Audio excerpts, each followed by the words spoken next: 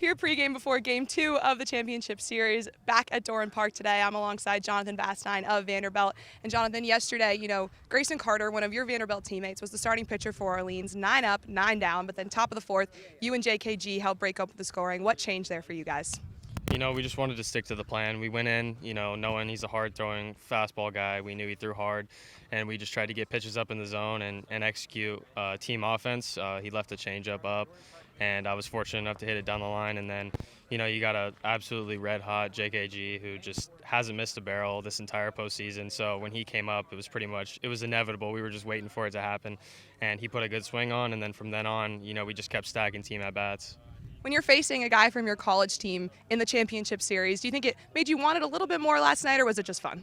Of course it is. Of course I want, Bryce on our side. I want him to be the Victorian in all this. So, Grayson's actually my roommate at school too. So to be able to be on the winning side of that and to get a couple hits off of him too and have a team that just, beat him up for a couple innings, that was great. And I'll be talking to him about that for a while.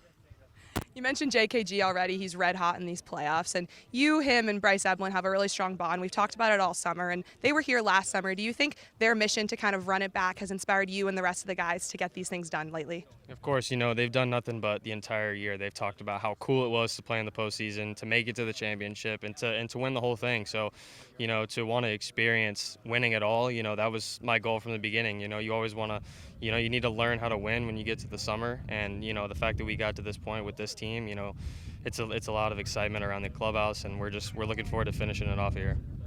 At Eldridge Park last night, definitely actually, the biggest crowd you guys have played in front of this summer. But tonight back at Doran Park, a chance to play for the Bourne faithful. JKG said last night that he thinks you guys have the best fan base in all of the Cape League. Would you say that's true, and are you excited to play here at home tonight? Absolutely. They're always consistent, ups and downs throughout everything. They're always there for us. They're behind us throughout the entire way, and I think nobody shows out better than Doran. So, to do it and hopefully finish it in front of them, they deserve this. They're a loyal fan base. They've been with us for a while.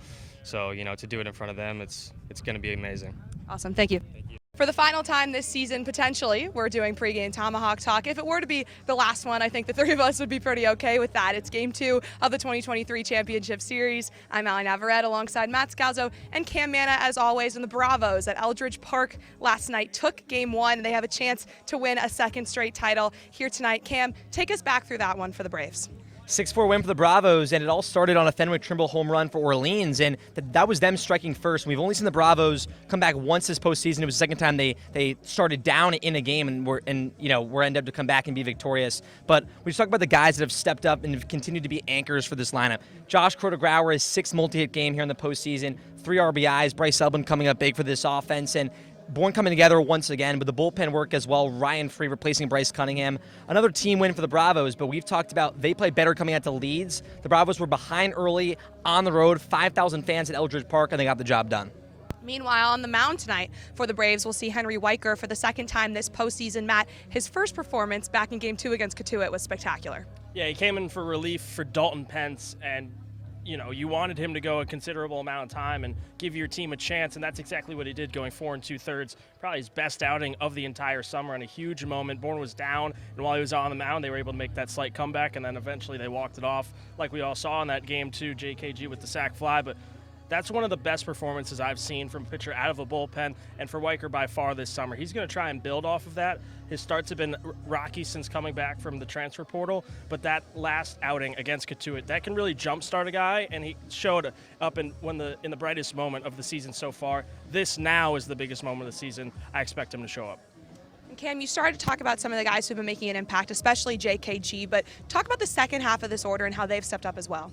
Yeah, the bottom half of this order has done a great job, and you look at 5 through 9, Derek Bender in that 5 spot, followed by Garrett Michelle. Those two guys combined have 5 home runs here in the postseason. Garrett Michelle, number 1 with 3, and they've come on in the last few games. Last night, they're looking to bounce back because of offers, but then Sam Peterson towards the bottom as well, right around 400 hitting. So when that bottom of the lineup plays well, it turns over for the Braves. We know what the first 4 hitters can do, but you get that help from the bottom 4 guys, turns over the lineup, gives some confidence to them, and they can kind of bring rallies back to the top of the lineup. Meanwhile, for field manager Scott Landers' potential to run it back tonight and win his second straight championship and just his second year at the helm of the Bravos, but it's his 3rd straight appearance here. He was back with Brewster in 2021 when they defeated Bourne. Matt, talk about just the success that Coach Landers has had in just his second year as manager. Oh, he's done light years of work of what he's accomplished here at Bourne, and as you said, with Brewster as well, winning that title in 2021. But he's just a guy that every player feeds off his energy. They all want to come to work because Scott creates a winning culture here, and it's a welcoming culture as well. People that have come and gone from within Bourne this summer. You see a lot of people early in the season, they left. All those new guys came in, and then some people have returned, like Evan Sullivan, and I'm blanking on another player, but there's someone else that has come back. Oh, Anthony DeFabio. He's the other one. But then also guys from last year that have come back. Rob Adams, Nolan Sparks. The list goes on of people that want to come and play for Scott. And that's huge when you are able to have that in a field manager. People that want to play for you, that want to go out and win games for you.